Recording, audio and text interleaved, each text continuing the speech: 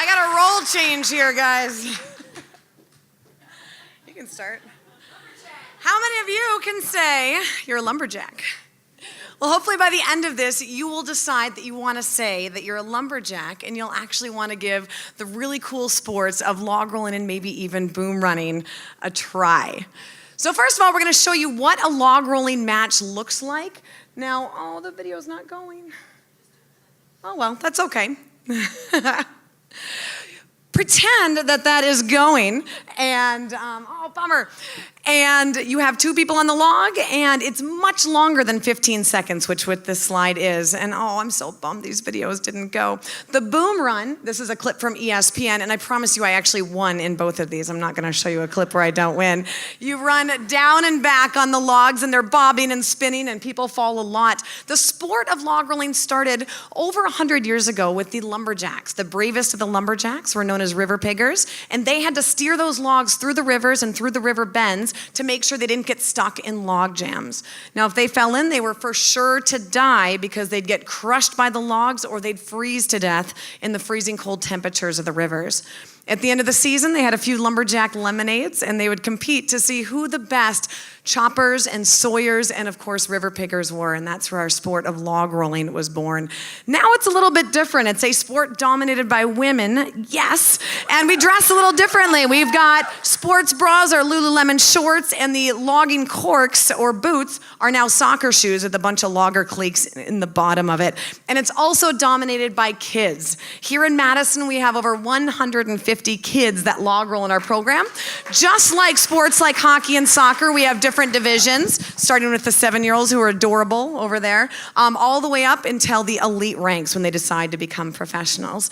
And I bet the lumberjacks had no idea that we'd be rolling in swimming pools, but we don't want to freeze to death in the freezing cold temperatures. So in the wintertime, we move indoors to YMCAs and practice in the swimming pools. And that's actually where I started when I was 7 years old at the Madison West YMCA. So a log rolling match, pretend you actually saw that little clip. There's two people on the log. You use your leg strength, your endurance, and your foot technique without crossing that center line to dislodge your opponent. Anything is legal. The lumberjacks used to spit tobacco at each other. We're not that awful now. But you can bob the log, you can splash water as long as you don't cross that center line.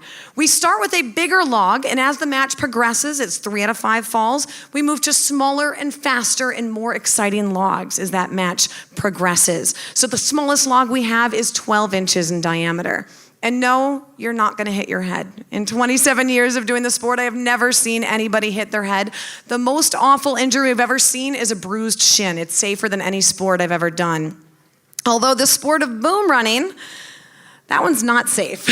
This one, we run across the logs. There is falling, there is crashing. That's why you see this one on TV much more, because it's really, really exciting. This sport began around the same time, over 100 years ago in the logging days. They connected logs end to end to sort the different types of timber at the sawmill. Now, the lumberjacks didn't necessarily run across that, but at the Lumberjack World Championships, when they needed more time, then they had athletes run across between sawing events. You get to run all the way down these logs, all the way back. You're only allowed 2 falls. On the 3rd one, you're disqualified. But the real reason why I'm in this sport is the wonderful people. It's not a very big sport, and I'm sure just like a lot of the others we've heard about, it's a wonderful, happy family. I struggled with some brutal times as a child. I had a mother with Huntington's disease at home, and log rolling was my escape. It was my time. I was totally unathletic. I was terrible at sports, but I got to go here, hang out, have fun with friends, and I fell in love with it. And because I had fun with it and kept doing it, just like anything we love, I ended up winning world championships. I won 6 world championships. Now this year I got second to one of my 18-year-old students. I'm one of the oldest competitors out there, but I don't plan for this to continue. I want to get a few more in before I'm too old for this. So those days aren't over yet. Now the future of the sport is unbelievable. Like I said, we have 150 kids, 300 students here just in Madison that are log rolling, and I have so much fun seeing all these people have the same experiences I did when I was a kid. Athletes, non-athletes, people who are awkward, they all have a fun time getting on the log and falling in.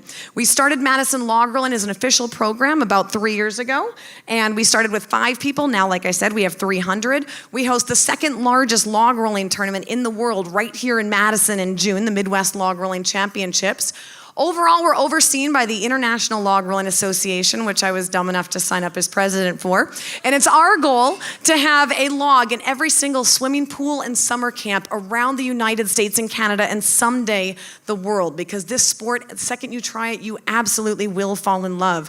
And when you show up, we don't let you just watch. You absolutely have to get in and try it, and we do hope you stop by and do someday. Thank you.